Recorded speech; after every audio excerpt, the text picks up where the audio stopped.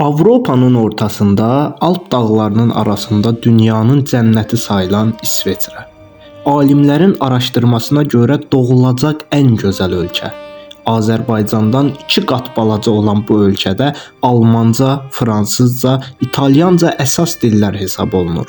Ölkəni ən çox səs alan partiyadan 7 nəfər idarə edir və bu 7 nəfərdən biri hər il ölkə prezidenti olur. Lakin bütün ölkə demək olar ki, xalq tərəfindən idarə olunur. Bir qanunu bəyənmədinsə 100.000 imza toplayaraq o qanunu referenduma, yəni xalq səs verməsinə çıxara bilərsən. Bu balaca ölkədə 100-dən çox 4000 metrdən hündür zirvələr mövcuddur. Bernina Express qatar səyahəti. Bu səyahətdə Alp dağlarından gözəl kəndlərə, qarların arasından meşələrin içinə möhtəşəm bir səyahət sizi gözləyir. Bu səyahətin qiyməti isə 135 manatdır. Azərbaycandan İsveçrəyə hal-hazırda təyyarə biletləri 250 manatdan başlayır. Lakin bu ölkəyə viza almaq çətindir. Deyək vizanı aldın və 250 manata İsveçrəyə getdin. Ölkədə ən ucuz hostel Rosvaldda yerləşən Walliser Alpstyle oteldir. Qiyməti 51 manat bir nəfər üçün. Zürixdə isə ən ucuzu hostel fəaliyyəti göstərən Zurich Yus hosteldir. Qiyməti 112 manat. İsveçrədə pul vahidi İsveçrə frankıdır. 1 frank 2 manatdan bahadır. Ölkənin ən vacib işlərindən biri kənd təsərrüfatıdır. Doğal gözəllik baxımından bir çox gəzginə görə İsveçrə dünyanın ən mənzərəli ölkəsidir. Dağların çox olduğunu nəzərə alarsak, ölkənin bir tərəfində üzmək, 2 saatlıq məsafədə, digər tərəfində isə xizək sürmək mümkündür.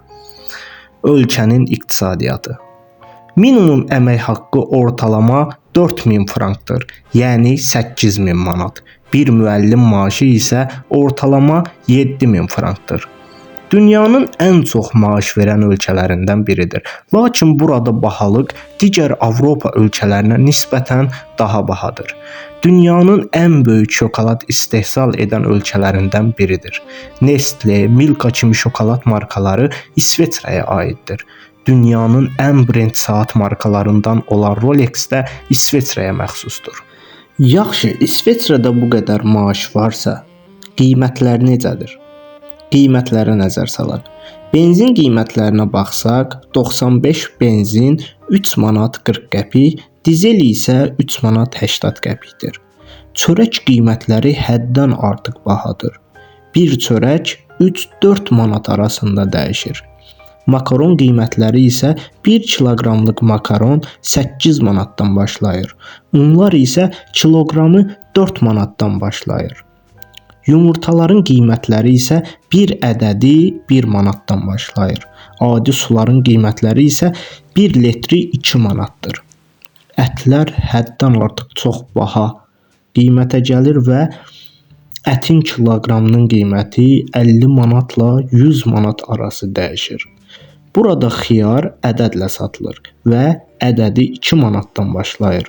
Soğan isə kilosu 10 manat, kartuşka 5 manatdır. İsveçrənin simvolu olan Alp dağları, təmiz havası, əsrarəngiz mənzərəsi turistlərin qəlbinə yol tapıb. Həm yay, həm də qış aylarında hər bir səyahətçinin marağını çəkəcək əyləncəli məşğuliyyətlər, dağ gəzintiləri, xizək sürmək, paraşütlə tullanma ilə məşğul olmaq olar. İsveçrə tarixi zəngin və mürəkkəb proseslərlə doludur. Bu ölkənin tarixi eramızdan əvvəlki dövrlərə gedib çıxır. Cenevrə gölü ətrafında yaşayan Kelt tayfalarından başlayır. Roma imperiyası dövründə İsveçrə ərazisi strateji əhəmiyyətli bir bölgə idi. Romalılar burada yollar və şəhərlər saldılar ki, bunlar bu gün də İsveçrənin qədimi irsini qoruyur. İsveçrənin ən məşhur festivallarından biri Zürixdə keçirilən Şehselauten bayramıdır. Bu qışın sona çatmasını simvolizə edən möhtəşəm bir mərasimdir. Eyni zamanda Luzern karnavalı, Alp dağlarının yay otlaqlarına köç mərasimi, Alpabzug və Basel karnavalı ölkənin ənənəvi bayramlarını nümayiş etdirir. İsveçrə musiqisi əsasən xalq melodiyaları və alətləri ilə tanınır. Alp səngləri və akordeon milli musiqinin əsasını təşkil edir. Ölkənin həmçinin klassik musiqi festivalları geniş yayılıb. Montreux Jazz Festivalı dünya miqyasında tanınır və hər il minlərlə musiqisevəri bir araya gətirir.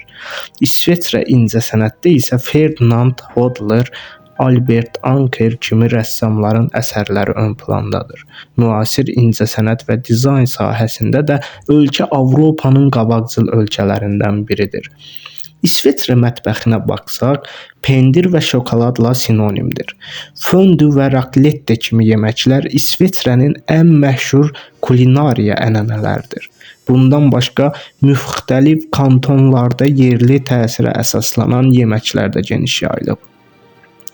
Zürix üslubunda dana əti, Zürcher Geschnetzeltes və rösti kartofu mətbəxin tipik yeməkləridir. İsveçrə tarixi abidələr və orta əsr memarlığı ilə də diqqət çəkir.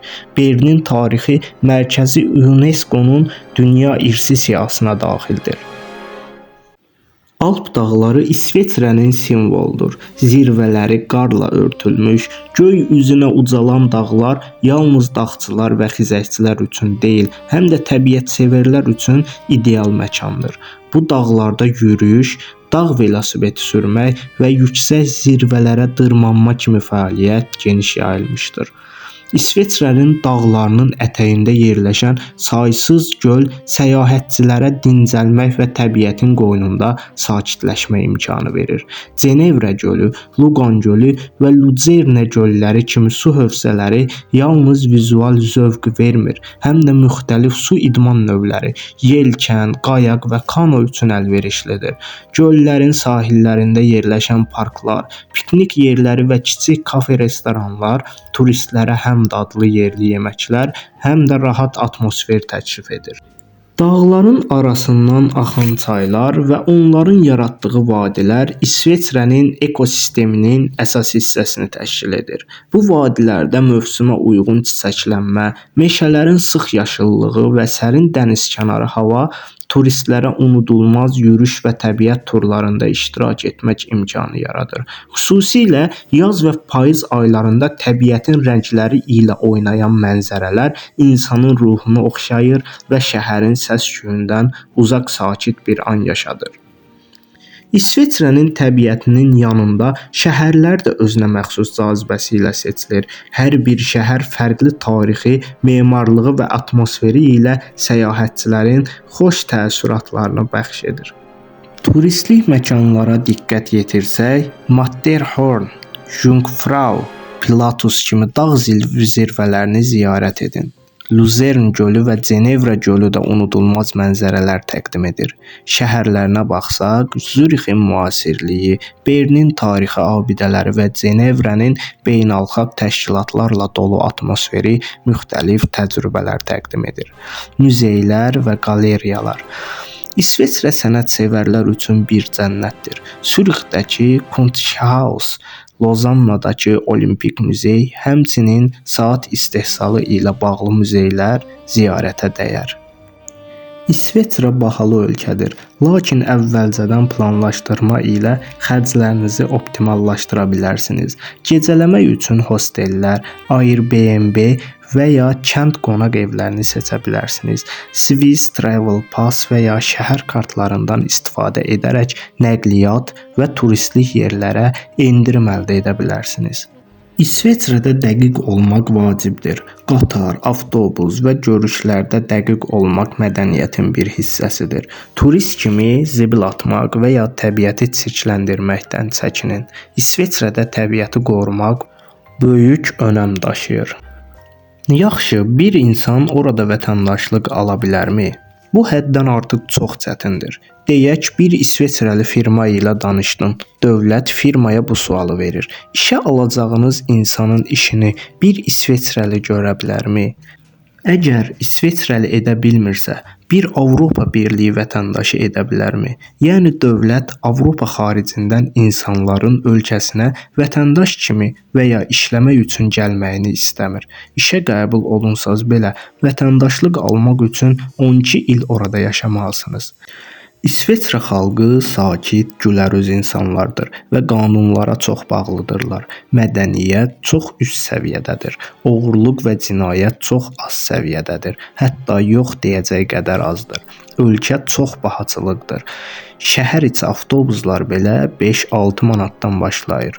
Əhalinin 25% başqa dövlətlərdən gələn vətəndaşlıq almış insanlardan ibarətdir. Bu insanlar isə əsasən fransız, İtalyan və Portuqaliya vətəndaşlarıdır. Son olaraq hər kəsin sevdiyi Heidi cizgi filmi İsveçrənin Ant dağlarında çəkilmişdir. Videomuz bu qədər. Videonu bəyənib kanala abunə ola bilərsiniz.